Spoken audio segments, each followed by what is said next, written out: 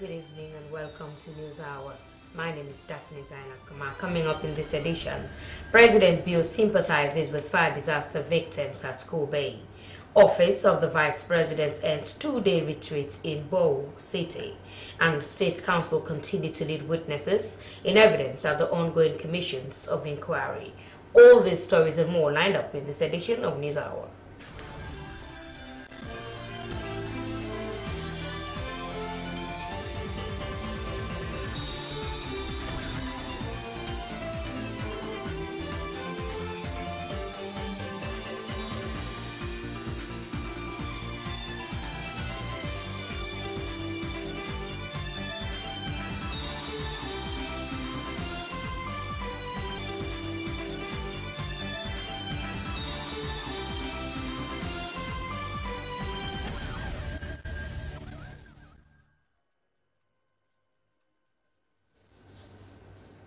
Vice President Dr. Mohamed Julde Jallow has assured officers under his direct supervision of his support at all times.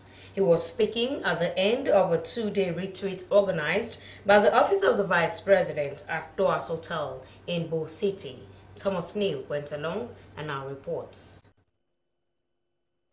The Vice President has deemed it expedient to organize this workshop, the first since the Vice President assumed office, so that they can know one another and have the opportunity to share the strategic vision for the Office of the Vice President and together agree on implementation of strategies that will ensure that the outputs, outcomes and objectives are achieved. Also, the workshop was aimed at bringing all offices that are under the Office of the Vice President, Millennium Challenge Coordinating Unit, Scaling Up Nutrition, Public-Private Partnership Unit, Sierra Leone Extractive Industries Transparency Initiative Secretariat, and Justice Sector Coordinating Unit in one room to constructively engage on what they hope to achieve over the next 5 years in line with the new priorities of the new direction. Vice President Dr. Mohamed Julde Jallow said the vision is essentially across 5 pillars, which include improved security governance for development and rule of law, building strong and effective local governance, implement the presidential address on rape and sexual violence, promoting investment to drive economic growth, and improve performance on international benchmarks. It stressed that the vision is also to build a very strong institutional culture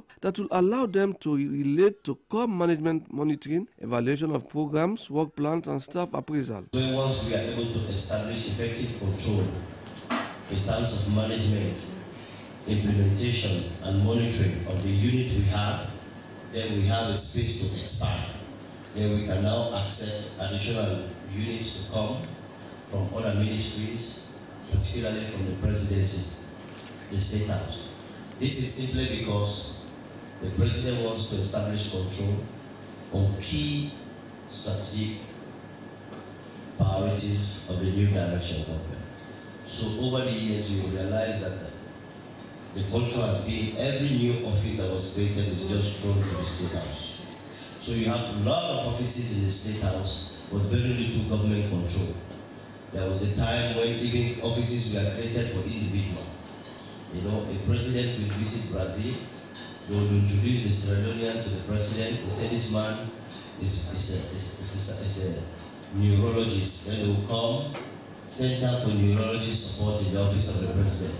So they will create offices around individuals. The Minister of State, Office of the Vice President, Madam Frances Pegi-Algali, pointed out key achievements during the new dispensation, such as the completion of the mid-term evaluation of the threshold program, the provision of technical support and advice to the energy sector and other investment portfolios by the Public-Private Partnership Unit. Sierra Leone Extractive Industries underwent EITI validation for the year 2016, working on reporting on beneficial ownership disclosure by 2020. The completion of the new Justice Sector Reform and Development Strategy 2019 to 2023 and the completion of the Nutrition Stakeholders Mapping of Malnutrition in Sierra Leone 2019 to 2023. Ensure that all our activities are effectively coordinated and are aligned with the broader strategic vision of this office.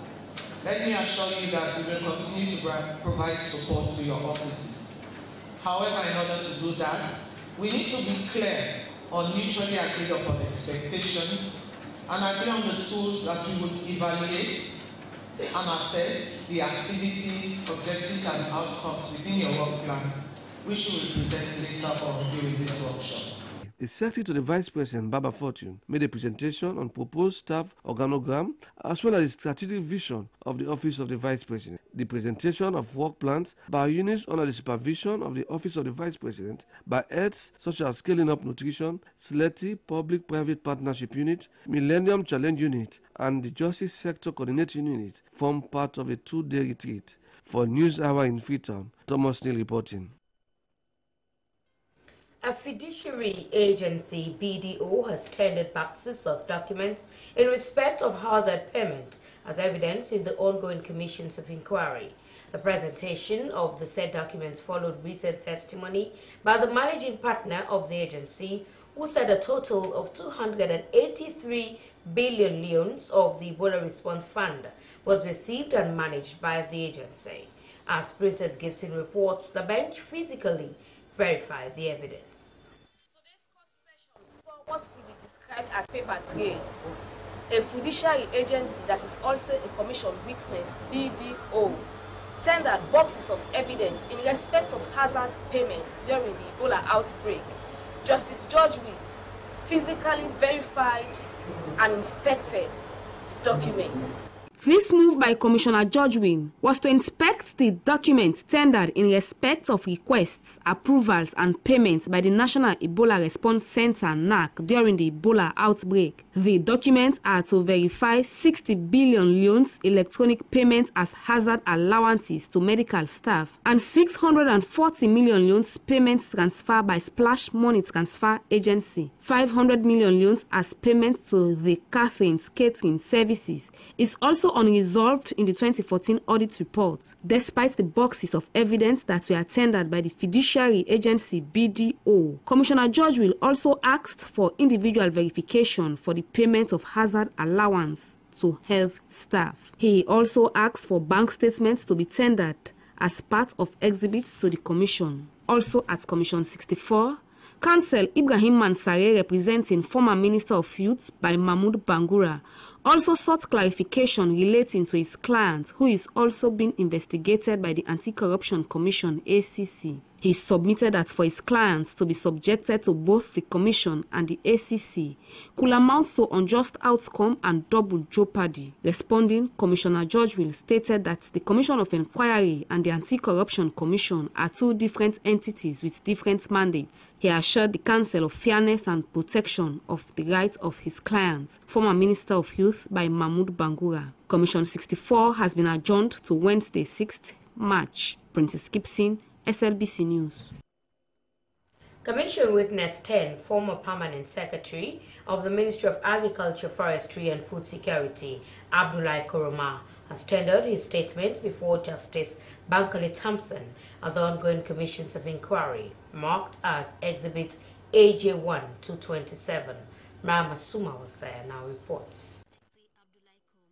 Informed the commission that as vote controllers of various ministries, they are supposed to handle all administrative work of ministries, but political heads give approvals for all matters including finance, which the Ministry of Agriculture is no exception. He said he worked at the ministry for over 20 months from March 2016 to December 2017 as the administrative head of the ministry responsible for the day-to-day running of the ministry. He added that during his term of office, he undertook a procurement project of 250,000 or 50 kg bags of fertilizer.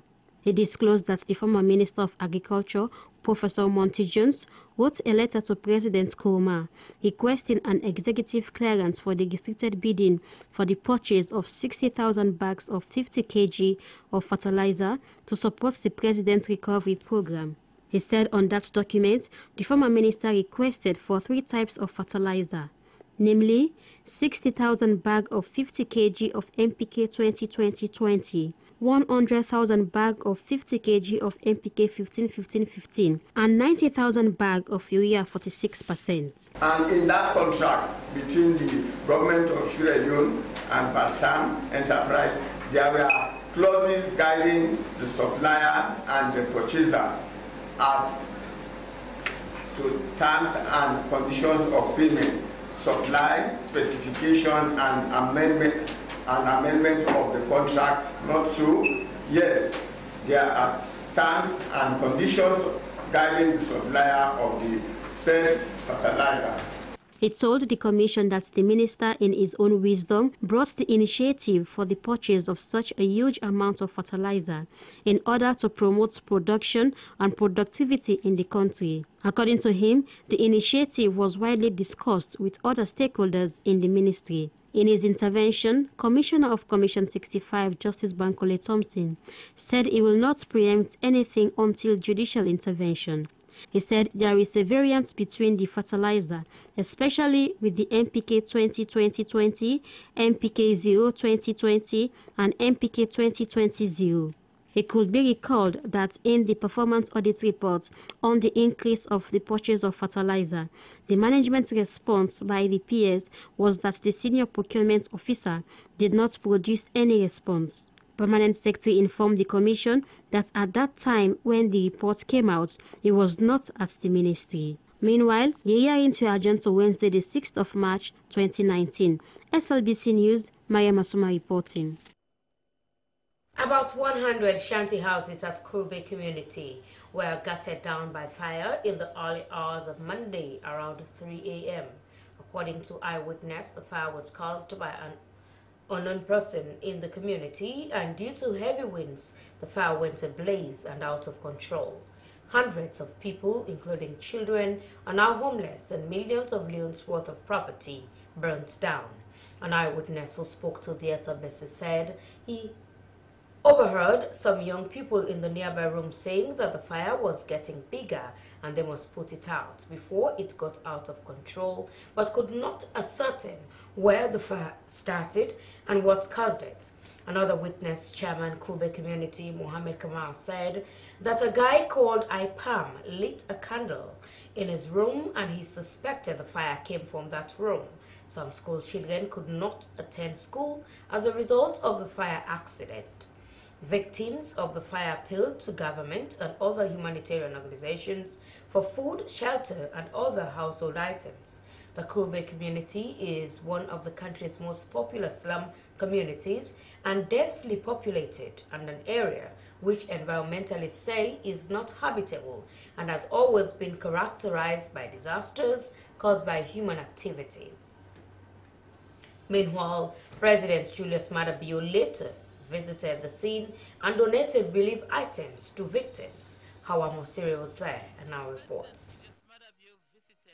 Disaster scene in the Kube community in Freetown. The surprised visit by President Bio left victims and community members in a happy mood and with a different mindset. President Julius Maada Bio told the community people that his visit at the fire accident scene was to sympathize with them, as he is an individual who believes that the welfare of every Sierra Leonean is his concern. President Bio told the victims that he will make sure that the Office of the National Security engages them to provide their necessary needs. The victims were also provided with food and non-food items, including rice, cooking utensils, blankets, buckets, tarpaulins, mattresses, and clothing. SLBC TV News are in Freetown. Hawa Mosiri reporting. City dwellers woke up on Monday morning to a shocking news that there was strike action by commercial transport drivers in the capital over what they claimed to be police harassment. According to Poda drivers, the police are extorting them too much to the level that they are not realizing much from their trade. Commercial vehicles are used for transporting goods and passengers in the course of conducting business. Rose Kenema Stevens was out and about and our report. According to some Poda drivers along Godrich Street, they work on a commission basis for vehicle owners to enable them fend for their families. They informed SLBC that the strike will continue until government intervenes into their matter. The drivers explained their daily encounter with the police on the roads. Police, they do harass me too much. We are tired of police harassing us to pay monies to them, even when our documents are complete and up to date. We have to book at various police posts. We have to pay 200 or 300,000 leones to the transport owners, and at the same time buy fuel for the vehicle, us and our families to have to survive also. This is too much.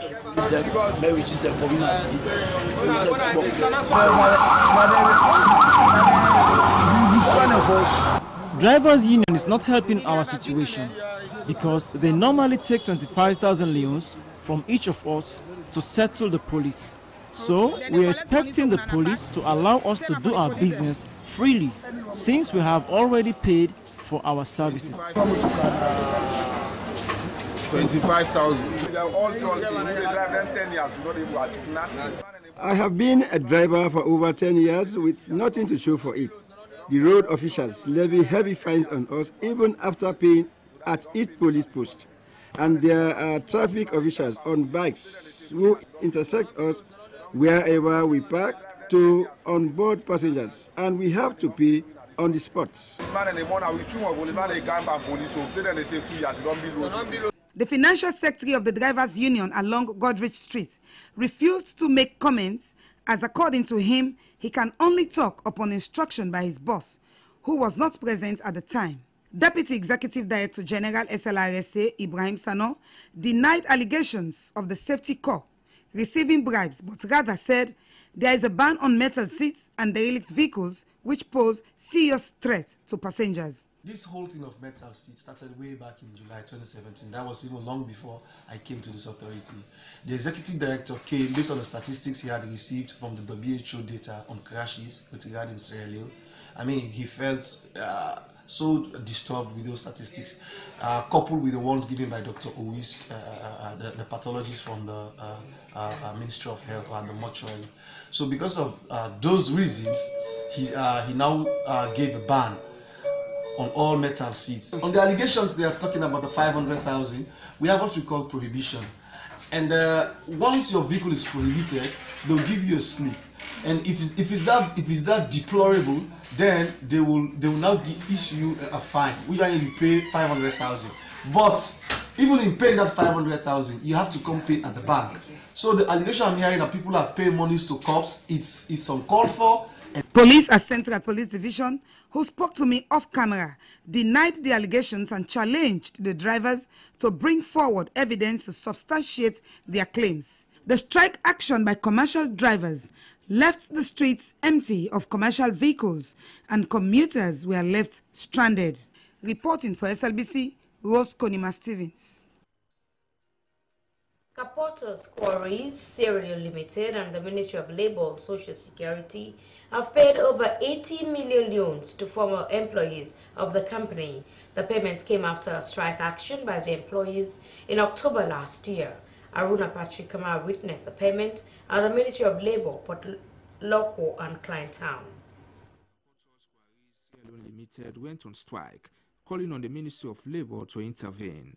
Since then, the ministry had been engaging the management of the company through its legal firm, Cisse and Partners. According to the Senior Labour and Employment Inspector Usman Kabu, the ministry came into agreement with the company to pay 3-month backlog to the employees.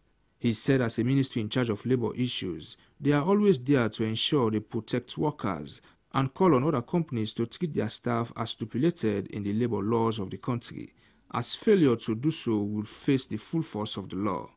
Legal retainer of Kampoto's Quarries, Cisse and Partners, Barrister Irakoka, commended the employees for the trust and respect they repose on the authorities. Kampota is a company that is actually caught.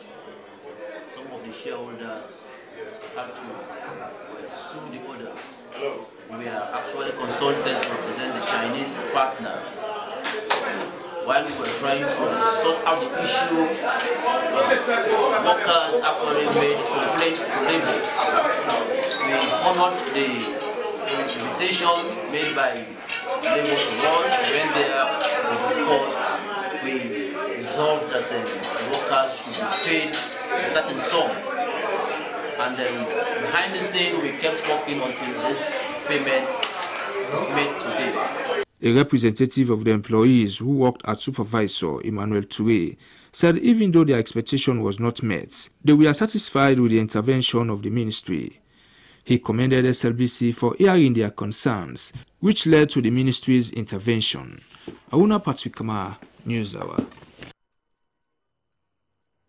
The Faculty of Nursing building has been expanded and refurbished. The project was funded by the College of Medicine and Allied Health Sciences and all the partners. Kenema reports.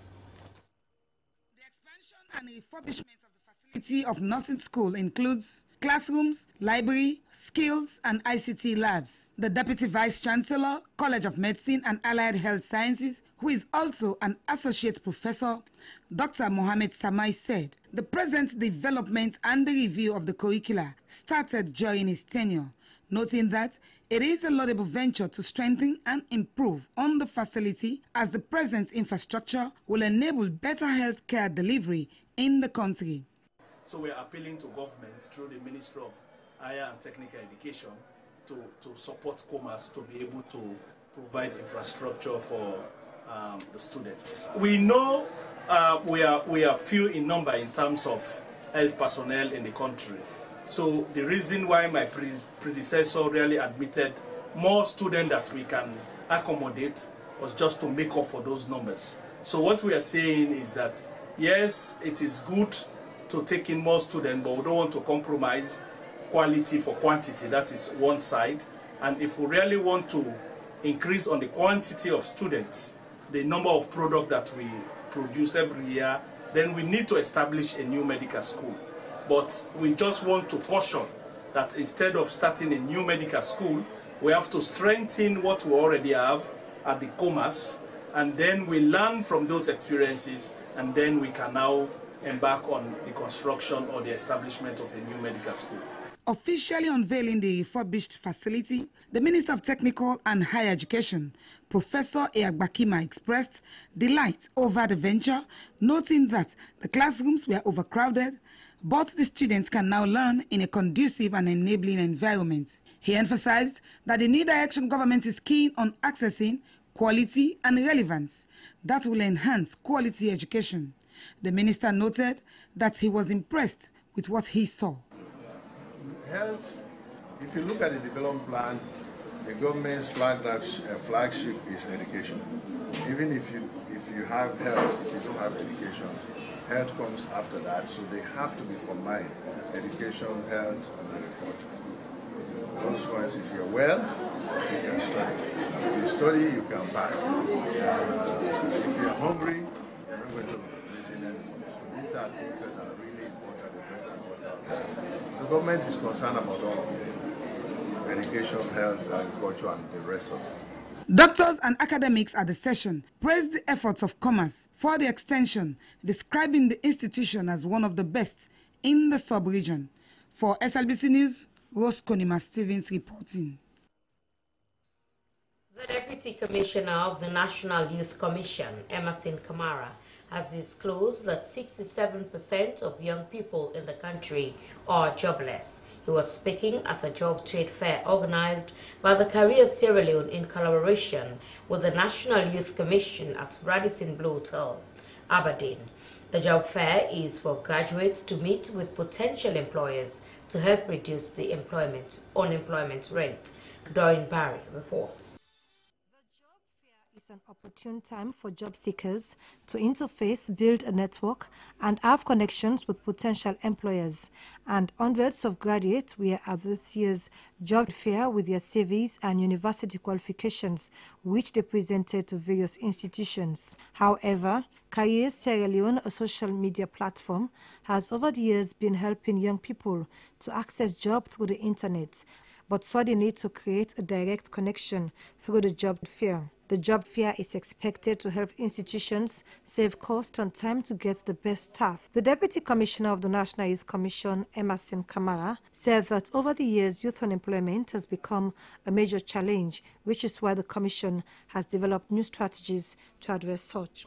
He said that the Commission has built synergy with related youth organizations in the areas of collaboration, coordination and partnership for the betterment of young people. Mr. Kamara spoke about setting up their strategic development plans, which caters for young people in the area of agriculture, support to youth, career development, to name but a few. He admonished the job seekers to take advantage of the opportunities given to them, adding that the country depends on them for a brighter future. The manager of Career Sierra Leone, Sylvester Johnson, said that the job fair was designed to give job seekers and employers to have a direct link and connections with each other. He said that 400 young people have been fully employed through their job fair, adding that it is their wish for an increase this year. He said that they are using the social media to build a strong network and provide opportunities for young graduates to be employed. Mr. Johnson said that their aim is to bridge the gap of youth unemployment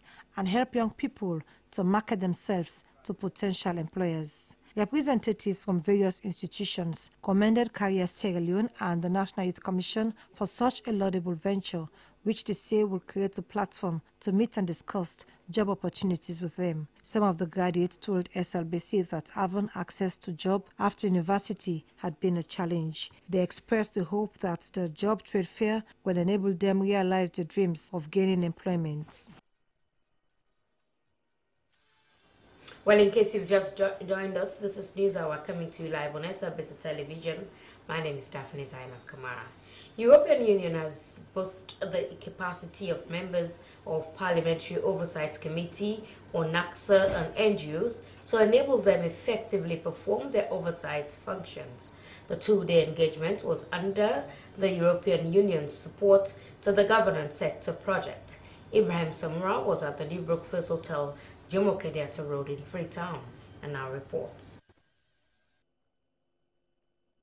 The Parliamentary Oversight Committee on NACSA and NGOs is one of the newest committees in the House of Parliament, and 14 out of the 16 members of the committee are new kids in the bloc. The engagement was designed to build the capacity of these parliamentarians to effectively and efficiently perform their oversight functions for the betterment of the country. Chairman of the Committee on NACSA and NGOs, Honorable Dr. Fode Rulan Kagu, underscored the importance of the session, stating that the training will help to improve on their oversight functions. He said one of their functions as a committee is to monitor NGO activities and to ensure that resources that are for and on behalf of the people of Sierra Leone and managed properly. Honorable Roland Cabo lauded the European Union for its timely intervention, stating that capacity building is a major challenge, especially for the first-timers. Money comes in the name of the people of Sierra Leone. It's our responsibility to keep an eye on how it is spent to make sure that it adds value to our development programs, and the purpose for which it is given is achieved. The European Union Ambassador to Sierra Leone, Tom Vance, said parliamentary oversight is one of the core democratic roles of parliamentarians. He said the strategic plan of Parliament calls for the strengthening of institutional, legislative and oversight capacity, as well as making Parliament more open, accessible and efficient. Ambassador Vance said citizens should be involved in the work of Parliament. It is the duty of parliamentarians to require the executive branch to follow the rules related to financial operations, and for the government to openly report to Parliament on its exercise of executive powers and the use of public resources. This is hence an extension of the representation role of Parliament. For the next 2 days, resource person will cover topics like understanding the roles of NGOs and CSOs, effective parliamentary committee hearings, and attracting citizens' participation in the work of Parliament. Ibrahim Samura. Chief Minister Professor David John Francis has presented the Green Paper to President Julius Maada Bio at State House in Freetown. The Green Paper is produced to build an architecture for peace in Sierra Leone. It is also a consultative document designed to provide necessary information upon which the required policy document can be extracted for the establishment of a commission. Hawa Mosiri reports. On his manifesto promise to the people of Sierra Leone, President Julius Maada Bio at state opening of the first session of the 5th Parliament of the Second Republic announced that the creation of an independent commission for peace and cohesion to be established by an act of Parliament. Presenting the Green Paper to President Julius Maada Bio at State House, Chief Minister Professor David Francis described the document as an assurance of peace and national cohesion. He noted that the Green Paper is expected to build on the democratization, but to be able to do so, they need to build an infrastructure of peace, adding that the Green Paper provides a framework for further consultation between the government of Sierra Leone and a broader range of relevant stakeholders. The Office of the Chief Minister has led the process and in engagement with our development partners, in particular the UN system here in Sierra Leone and the UNDP, we're able to engage and provide the resources to underwrite the costs for the consultancy services to provide the Green Paper. And part of the process, Your Excellency, is that the Green Paper is only the start of the process. The Green Paper will serve as the basis for nationwide consultation to develop the architecture for the Peace and National Cohesion Commission.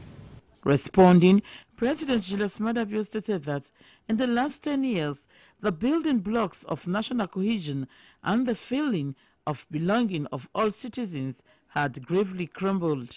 President Bio thanked them for the hard work as he was fortunate to be part of the Bintomani 1 and also convened Bintomani 2. This he told the team that his administration is determined to maintain peace and national cohesion across the country. We must keep this country together. For us to be able to do the things that we have promised and pledged to this nation, we must keep the nation together so that first, to agree on where we want to go as a nation, because that is the first thing. We've just put out the National Development Plan and for the medium term. But I'm happy, like this process, it's inclusive, because for us to have one that is going to take us to a higher level, we must agree together as to what we want or what we think is good for us as a nation. And I'm very happy that that process was extensively consultative. A lot of people were consulted. The president highlighted that citizens must continue to live together and get what they want in a conducive atmosphere, as the process of development will never progress without peace. He called on the team for the process to be more inclusive. We've gone through a very difficult moment during the war years, and we are determined never again to allow us to dispute and to get to the point where we are at. We want to self-destruct. So this effort at really stitching the country together after it's been seriously bruised by politics and other things, bad politics, not politics alone, bad governance, corruption and all the other things, I think there should be a conscious effort, maybe a continuous one, to keep it together, because we know the benefit of that. So, and of course I made the commitment to serve to inclusive governance, and normally when I say things I try to do them. The United Nations Resident Coordinator Sunil Segal described the document as important, a step to national commitment and a process that will benefit the people of Sierra Leone. Part of the United Nations Security Council resolution also focuses on peace and nation building in every country, and that is what he has been working on to make sure peace prevails in the country. We certainly see this as a very important step of the and very important element of the commitment that you yourself made, Your Excellency, in your speech to Parliament last year, as mentioned by the Chief Minister. We also see it as a very important part of the commitment now made through the new medium-term national plan on a number of fronts, but not least the building, the strengthening of the national capital of the country, which of course is at the very centre of your plan. A consultant, Hawasamain, told President Julius Maada Bio that she is very pleased that the process is being championed by the government, as the concept starts with an establishment of an independent commission of peace. The team also reflected on what has been ongoing in the country until the 11-year conflict, and also taking into consideration of the Truth and Reconciliation Commission, which explained a lot about justice and peace consolidation. SABC TV News are in Freetown. Hawa Mosuri reporting. Well, we bring you the final report on the commissions of inquiry today. At Commission 67, the paramount chief of Koya Chiefdom by Kompa Bomboli II made his first appearance before Justice William Annan Atuguba. So Iba Samuel was there now reports. The highest amount of money mentioned which was paid for land in the ongoing commissions of inquiry is in Songo. Documentary evidence tendered before Justice Atuguba revealed that the piece of land at Songo Mokoyama was bought from the Sise family for over 6 billion leones. This parcel of land in Kathiri section falls under the purview of PC by Kompa Bombolo II of Koya Chiefdom, but during his evidence in chief at Commission 67, Chief Bomboli told Atuguba that Songo is divided into two. One part falls in the colony and the other in Koya Chiefdom.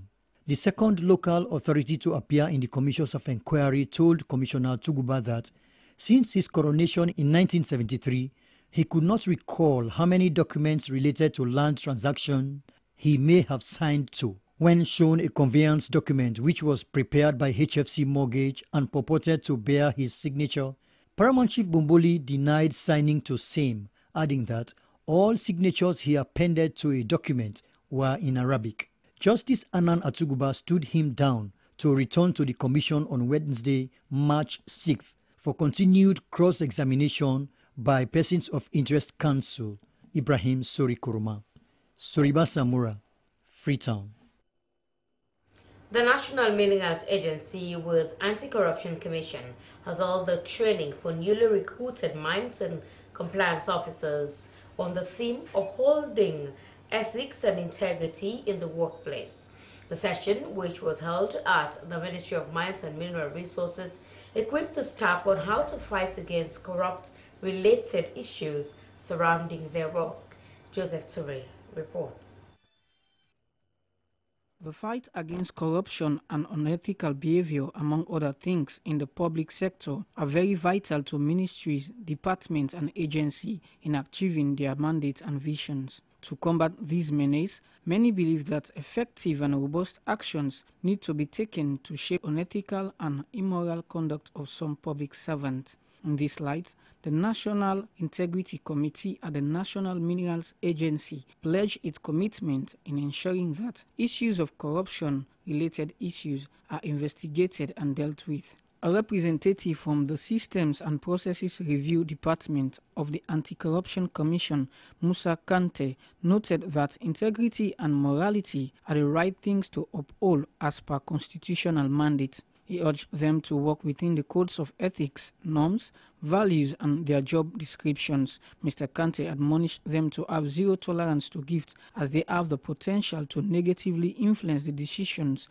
and commitments of public and civil servants in their workplace.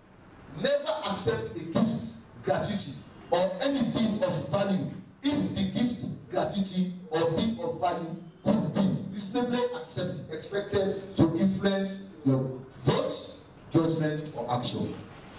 The Chief Inspector of Mines, National Minerals Agency, Mohamed Ba, emphasized that the sector is zero tolerance to issues of corruption, adding that they will discipline anyone found wanting. We've got instances wherein we had problems with people whilst carrying out their duties. You've had issues of corruption in the mining sector. That was for the old regime. Now for new guys coming in, it is very important for you to take note that integrity is a key core value for the NMA. This training for these newly recruited compliance officers will be replicated nationwide. SLBC Joseph Ture, Freetown. Chief Minister Professor David Francis has said that more roads are going to be rehabilitated, reconstructed in Kenema. Professor Francis was speaking during the commissioning of Quarry at Tiso for ongoing rehabilitation of township roads in Kenema City. Sheikh Sumaila reports. In Kenema City, Blama, Hanga, and Dama roads. The first Tricon construction company is the contractor. The commissioning of this quarry is to fast-track the project as these roads are slated to be handed over in May this year. These machines are recently made for quarrying purpose, as was said by Chief Minister Professor David Francis. Before the launching of this quarry, First Tricon used to transport stone from Bo, which according to many was responsible for the delays in the rehabilitation work. Resident Minister East Andrew Ansu Fatoma lauded First Tricon, Sahelian Rules Authority, and the Tiso and Hanga communities for the quarry, which he believes will speed up the work. Mr. Fatoma appreciated President Bio and his government for his nationwide development drive and for especially supporting development programs and projects in the city. Newly elected Paramount Chief of Nongoa, Sadiq Kapua, said witnessing the commissioning of the quarry for rehabilitation of roads in Kenema City was his first official function as Paramount Chief. PC Kapua said that his decision to join the Paramount Chieftaincy race in Nongoa Chiefdom came as a result of his determination to change the story of a chiefdom that had been long neglected, especially in the past 10 years. He said construction and rehabilitation of roads in Kenema City is a priority. Project Director SLRA, Engineer Vandy French, said his involvement in the project is to ensure value for money, as SLRA is always around to ensure that quality is ensured at all times. The chairman of First Tricon, Remy Olumuyu Yiwa, assured government that his company will do quality work as their intention is to construct and rehabilitate more roads in the country. He appreciated the support and cooperation they are receiving from the SLRA. Chief Minister Professor David Francis said government will not compromise standards and quality, as government they are fulfilling their own part of the bargain by making sure that timely payments are done. He assured the people of Kenema that more roads are going to be constructed and rehabilitated in Kenema City. He urged the company to ensure that locals are given priority when it comes to employment. He said the quarry will be used to not only rehabilitate township roads in Kenema, but construct more roads in the district. He said plans are on the way to construct the road from Mano Junction through Tongo Fields to Bumpe in Kono District. Member of Parliament for Constituency 016, Abu Fofana, was impressed by work done so far by First Tricon. He commended government for bringing light to once neglected districts. And now for some African news.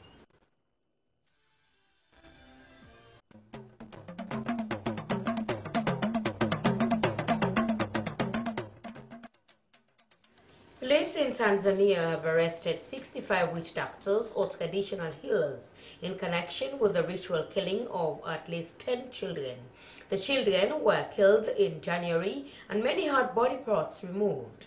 There is a belief among some people in Tanzania and neighboring countries that using human body parts in rituals can bring wealth and good luck. The Inspector General of Police, Simon Siro, has added that every traditional healer obtained a license.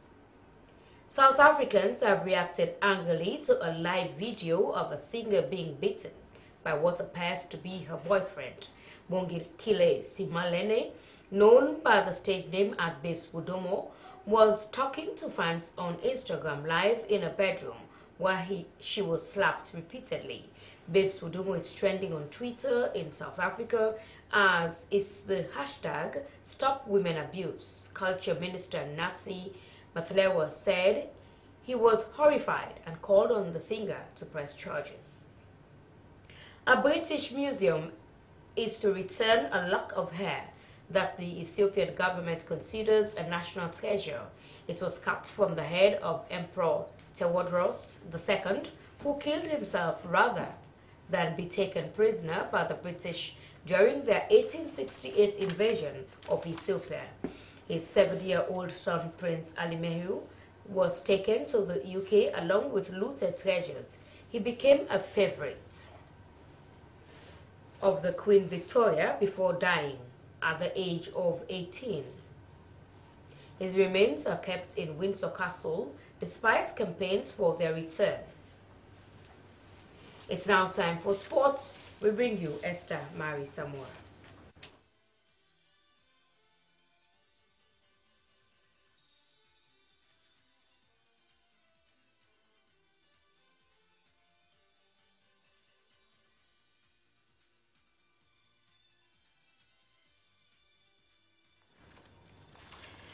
Good evening and welcome to Sports Updates. In this edition, Sierra Leone on national under-12 tennis players have bid farewell to the Ministry of Sport ahead of the West Central African qualifiers in Benin. The competition is organized by the International Tennis Federation and the Confederation of African Tennis. 6 under-12 boys and girls will represent the country. The ceremony was held at the office of the Deputy Minister of Sport, Bishop House in Freetown. Here is a report.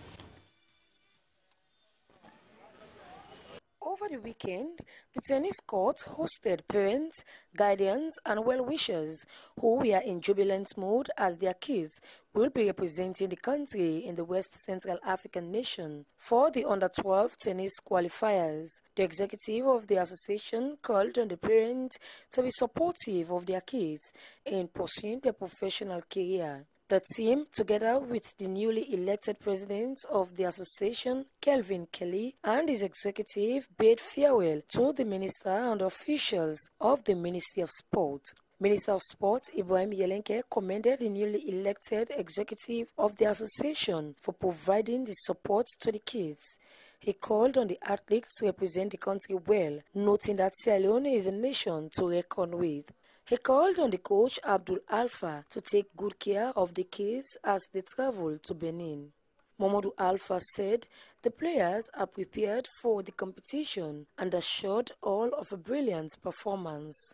All the logistics, the motivation, and in terms of training preparation, all what we need for this particular qualifying competition, we got them, and then, we are ready to go. I want to tell Sierra Leoneans that let them expect a victory in this particular qualifying, because this is the third qualifying that is taking place in Africa, and then this is the first time Sierra Leone is participating in this qualifying.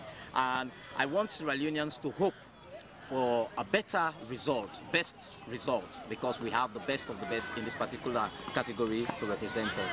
This is the first time Sierra Leone is participating in the qualifiers. Some of the players have expressed optimism. My determination is that when I go out there, I want to participate in the competition and do well in competition to raise the flag of my country high. I've been training effectively. I know I'm going to represent the country well to come with medal. Confident that when I go there, I'm going to perform well. I'm going to qualify to go to the next place, South Africa. President of the Sierra Leone Tennis Association, Kelvin Kelly, also called on the youngsters to be confident in Benin. Esther Marie Samoa, SLBC.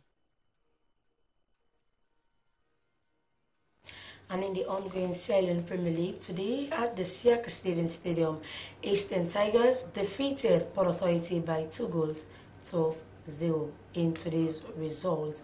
Well, in the table for the Premier League, FC Calon are leading the table, followed by Central Parade, and today Eastern Tigers have got 13 points, making it third in the table, followed by East Lions Football Club with the 4th position. Where does all for sports in this edition of News are?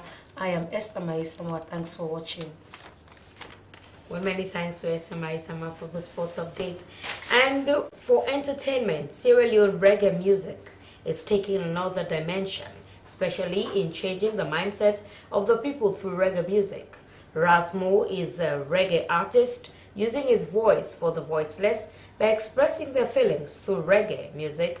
His album titled Take a Look is yet to be released, and the South African actor Sibusiso Kewani was stabbed to death on Friday. For more on that, let's join our entertainment desk, Mohammed King Milan Bangura and Millicent Lunge.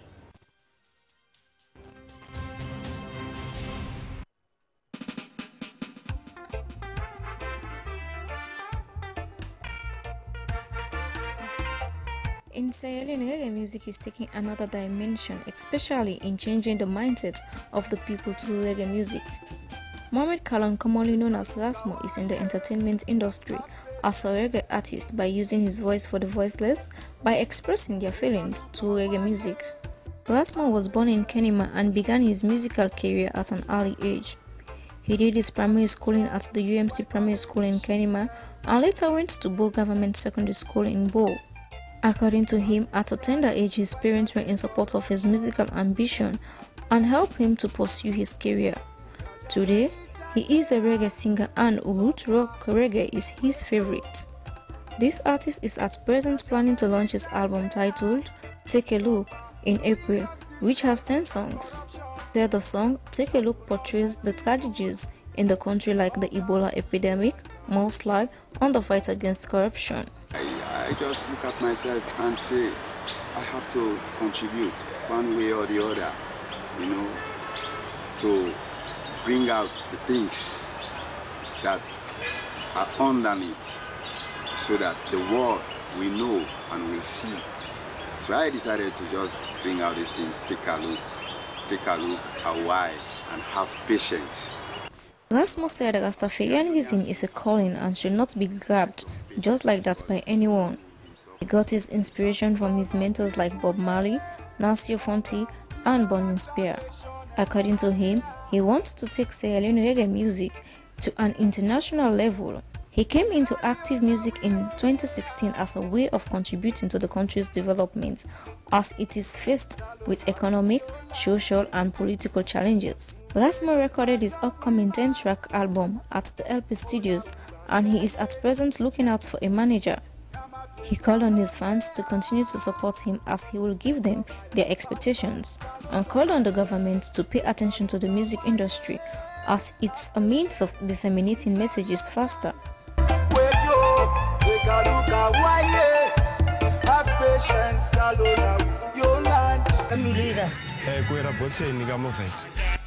The South African actor Sibusiso Kewani was stabbed to death in Arcadia, Pretoria on Friday evening in a scuffle with someone who demanded his cell phone. It is believed that he had been attending a screening of a movie, Matwetwe, when the incident took place. The actor played the role of Lefe in the locally produced comedy movie.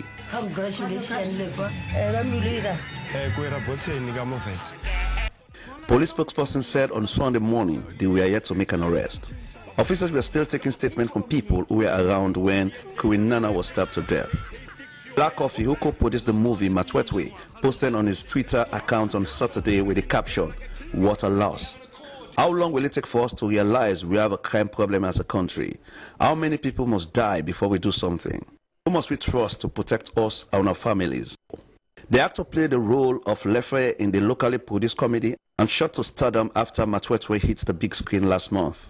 The actor was described by the Art and Culture Minister, Nathi Mathethewe, as the pride of Swangove, townships outside Pretoria, where Kewani hails from.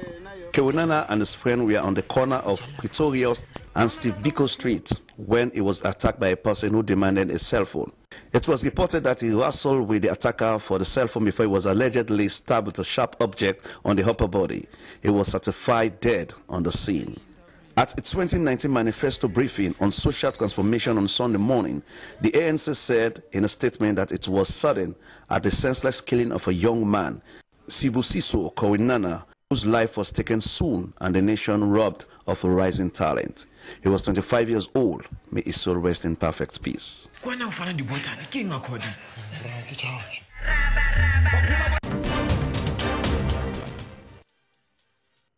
that was the entertainment news, and with that, we end News Hour for tonight. To end the news, the main points again. President Bill has sympathized with 5 disaster victims at Crow Bay. Office of the Vice President has ended a 2-day retreat in Bo City. And State Council has continued to lead witnesses in evidence at the ongoing commissions of inquiry. That's the end of the news from the SRBC. My name is Daphne Zainab Kama. Stay tuned.